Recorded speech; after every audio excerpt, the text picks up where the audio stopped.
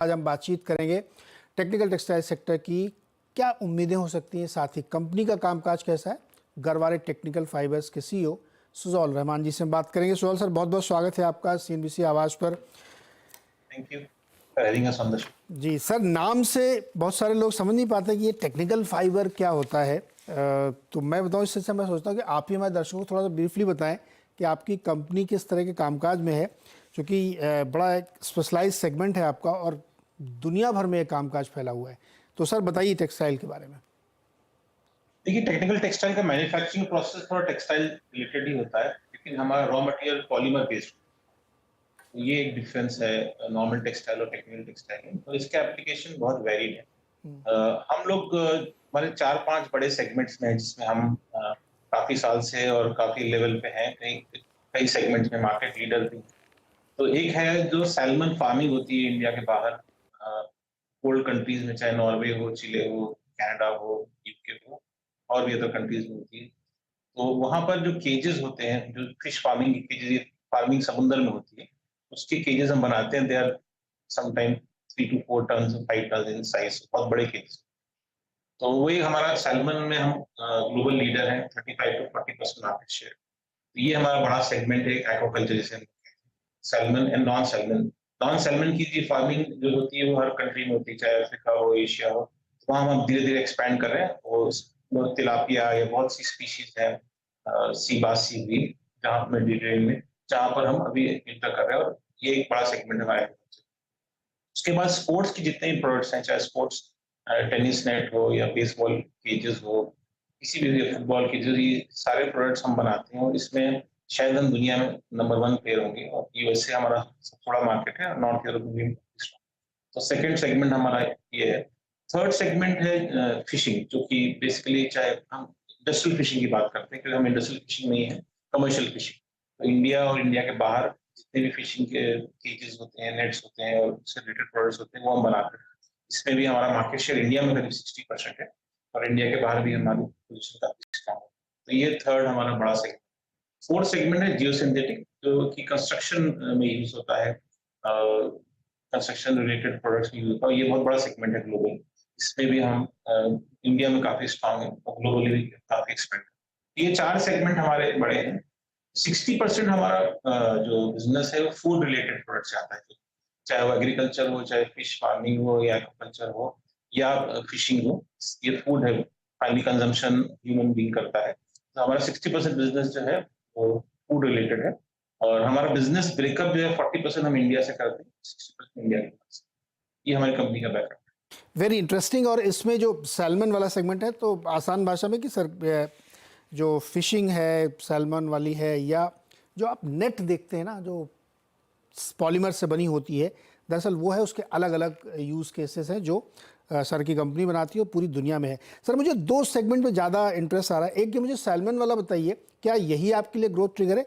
और दूसरा जो जियो सिंथेटिक्स है आप कर रहे हैं कि ये काफ़ी बड़ा तेज़ी से ग्रो भी कर रहा है, इन 2 सेगमेंट में क्या ग्रोथ के ट्रिगर्स आगे हैं यहाँ पे? देखिए, सैल्मन की जो है फार्मिंग कोल्ड कंट्रीज होती है, फार्मिंग होती है बेसिकली, फिश फार्मिंग। और सैल्मन जो लाइव सैल्मन है या वाइल्ड सैल्मन, उसका धीरे धीरे वो समुद्र में कम होती जा रही है, मतलब उसकी ग्रोथ नहीं है। 60-65% कंजम्पशन ऑलरेडी जो है फिश फार्म हो रही है उससे। इसकी ग्रोथ अपॉर्चुनिटी बहुत अच्छी है वर्ल्ड वाइड, क्योंकि प्रोटीन का सबसे बड़ा सोर्स है फिश, इंपॉर्टेंट सोर्स है। और 1% के आसपास पर कैपिटा कंजम्पशन इंक्रीज हो रहा है सैल्मन का, ओवरऑल फिश। और सैल्मन इस पूरी फिश कैटेगरी में सबसे हाईएस्ट प्राइस होती है, बहुत प्रीमियम होती है, और इसमें हेल्थ बेनिफिट बहुत ज्यादा है। तो ये जो इंडस्ट्री की ग्रोथ हो रही है, उसके हिसाब से हम इस मार्केट में ग्रो करेंगे। जैसे मैंने बताया, 30% मार्केट शेयर है। और उसके अलावा जो फिश फार्मिंग दुनिया में हर कंट्री में भी शुरू हो गई, क्योंकि फिश का कंजम्पशन बढ़ रहा है। और लाइव फिश है नहीं समुद्र में या सी में, कम होती जा रही है। ग्लोबल वार्मिंग है, जो भी रीजन आप बोले। तो उसके लिए हर जगह, हर कंट्री में, चाहे वो आप मिडिल ईस्ट देखिए, एशिया देखिए, रेस्ट ऑफ एशिया या लैटिन अमेरिका, या मिडिल या मेडिटेरियन कंट्रीज में, सब जगह सब कंट्रीज अपनी फिश फार्मिंग को बढ़ावा दे रहे हैं और आगे बढ़ा है। तो उसमें भी हमारे ग्रोथ की अपॉर्चुनिटी है। जियो सिंथेटिक ऐसा एक मटेरियल है जो कि कई जगह पर यूज होता है, जो एम्बैंकमेंट में यूज होता है, अगर आप रेलवे के कंस्ट्रक्शन में यूज होता है, तो basically geo centric as a segment grow करेगा इंडिया में। आपको मालूम है इंफ्रास्ट्रक्चर काफी ग्रो कर रहा है। पेनिट्रेशन अभी जियो सेंट्रिक का इंडिया में कम है वर्ल्ड वाइड के कंपैरिजन में। तो यहाँ पर इसमें और एक्सपोर्ट की बहुत बड़ी मार्केट है जहाँ पर हम ऑलरेडी एक्सपैंड। ये हमारा दो की सेगमेंट्स का ग्रोथ ओके, तो आपने सर 200 करोड़ का प्रॉफिट FY24 में क्लॉक किया है, ये एक माइलस्टोन था जो अचीव किया है, और मैं देख रहा था कि लगातार ग्रो हुई है और कंपनी ने बहुत अच्छा परफॉर्मेंस किया है। लेकिन जब हम नंबर देखते हैं FY24 23 के, तो इसमें वो जो आपका रेवेन्यू ग्रोथ थी वो थोड़ा सा सबड्यूड थी, 1% 2% के आसपास। क्या हुआ था? क्या प्राइसिंग की पावर आपके पास थी लेकिन वॉल्यूम उतने नहीं थे? देखिए रेवेन्यू में हम ज्यादा फोकस नहीं करते, हमारी कंपनी का प्रॉफिट रहता है, फोकस रहता है। देखिए 200 करोड़ का पैड हमने क्रॉस किया है। एबिटा मार्जिन हमारा लास्ट ईयर का 24% है, जो कि बिगेस्ट एवर है हमारे। सो और रीजन जो था रेवेन्यू कम ग्रोथ होने का वो था कि last to last year base में फ्रेट बहुत हाई था, और फ्रेट क्योंकि पास थ्रू होता है तो उसका इम्पैक्ट हमारे रेवेन्यू पे है। अगर आप फ्रेट का इम्पैक्ट हटा दें तो हमारी ग्रोथ अच्छी है, बट हमारा फोकस जो है वो प्रॉफिट है। ओके, तो FY25 में थोड़ा सा इम्प्रूवमेंट होगा? देखिए ओवरऑल मार्जिन तो हमारा इसी रेंज पे रहेगा, मार्जिन अभी काफी ऑप्टिमम लेवल पे है। ओवरऑल उम्मीद कोशिश ये करें कि कंपनी जिस हिसाब से आपने बताया हिस्टोरिकली अच्छा परफॉर्म किया, हम आगे भी ऐसे ही अच्छा परफॉर्म करें, और हमारी पूरी टीम और हम लोग यही कोशिश करें कि रिजल्ट्स अभी थोड़े दिन रिपेयर में Q1 के आपको मालूम होगा, ओवरऑल आउटलुक अच्छा पॉजिटिव है।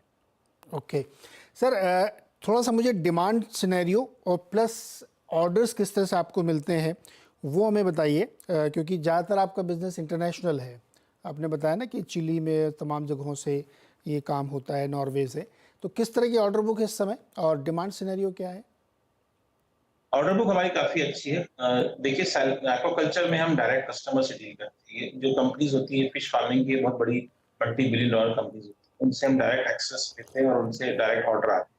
और हमारी इस वक्त टीम हर मेजर कंट्री में हमारा ऑफिस है और हमारा सेटअप है, तो हमारी टीम के थ्रू हम ऑर्डर लाते हैं। स्पोर्ट्स सेगमेंट हमारा डिस्ट्रीब्यूटर के थ्रू होता है, मोस्टली यूएस में और यूरोप में डिस्ट्रीब्यूटर बेस्ड होता है, तो वो डिस्ट्रीब्यूटर के थ्रू ऑर्डर आते हैं। और इंडिया का बिजनेस जो हमारा थोड़ा B2C और B2B दोनों है। कुछ बिजनेस ऐसे हैं जो कि जिसमें B2C है, कस्टमर के थ्रू डायरेक्ट इंटरेक्ट करते हैं, और कुछ में B2B जैसे इंडस्ट्रियल सेगमेंट है और अदर सेगमेंट्स है जियो सिटी, जिसमें हम बड़ी कॉर्पोरेट्स के और गवर्नमेंट से भी। ये हमारा बिजनेस मॉडल है। ऑर्डर बुक पोजीशन अच्छी है और ओवरऑल आउटलुक भी पॉजिटिव। ओके, ये सर ये स्पोर्ट्स वाला सेगमेंट भी क्या फ्यूचर में जाते हुए बड़ा ग्रोथ ट्रिगर बन सकता है क्या?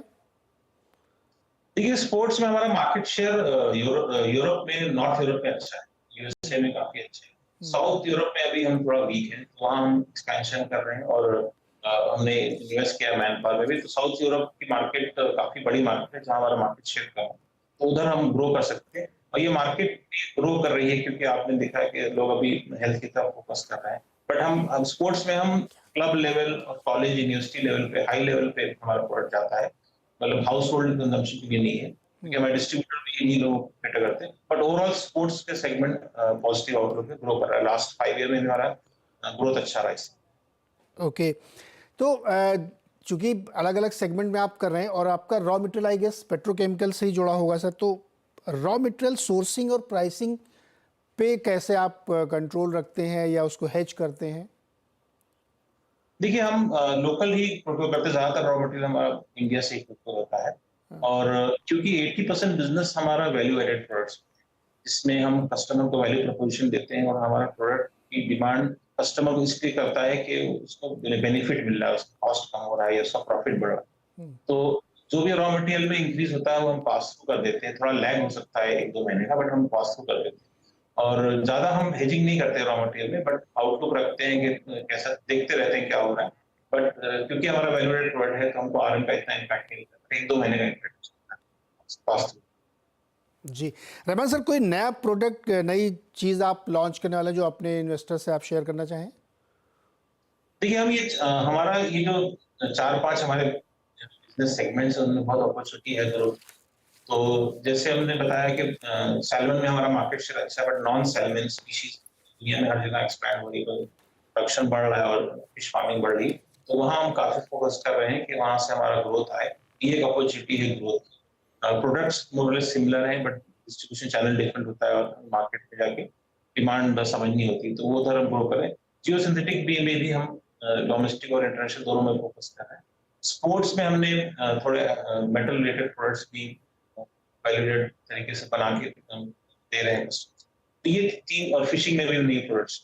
तो सब जगह हम बेसिकली कोशिश कर रहे हैं न्यू प्रोडक्ट्स लॉन्च करें उन्हीं सेगमेंट में जिनमें हम स्ट्रांग है। हमारा 25 to 30% बिजनेस हमेशा न्यू प्रोडक्ट से आता है, और हम 3 साल बाद न्यू प्रोडक्ट को क्लासिफाई नहीं करते न्यू प्रोडक्ट, और नया हम लॉन्च करते हैं। कैनिबलाइजेशन करके हम अपग्रेड करते कस्टमर। और आपने देखा होगा हम एक 75 पेटेंट्स भी अप्लाई किए हैं। तो फोकस हमारा इनोवेशन पे रहता है जी, और न्यू प्रोडक्ट पे रहता है। इन्हीं सेगमेंट में हम ग्रो करने की कोशिश करते हैं। Very interesting sir. और बड़ा अच्छा लगा आपसे बात करके, क्योंकि बड़ा नया सेगमेंट था। मेरी भी इच्छा थी इस बारे में थोड़ा जानूं कि ये कंपनी किस तरह काम करती है, और एक डोमिनेंट प्लेयर है, ग्लोबल फुटप्रिंट पे है। रहमान सर, बहुत बहुत शुक्रिया हमारे साथ जुड़ने के लिए, और best wishes for the future. तो ये थी